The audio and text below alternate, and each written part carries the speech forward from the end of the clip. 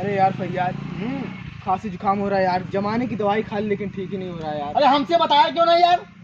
अरे यार बताओ, तुमको पता है, तुम बता सारी नहीं दुनिया की दवाई खा गया, उनको बताना चाहिए तुमको एक बार।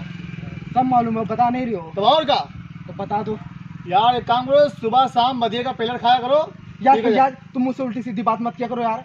अरे यार क्या मजाक, यार खाओ तो पहले।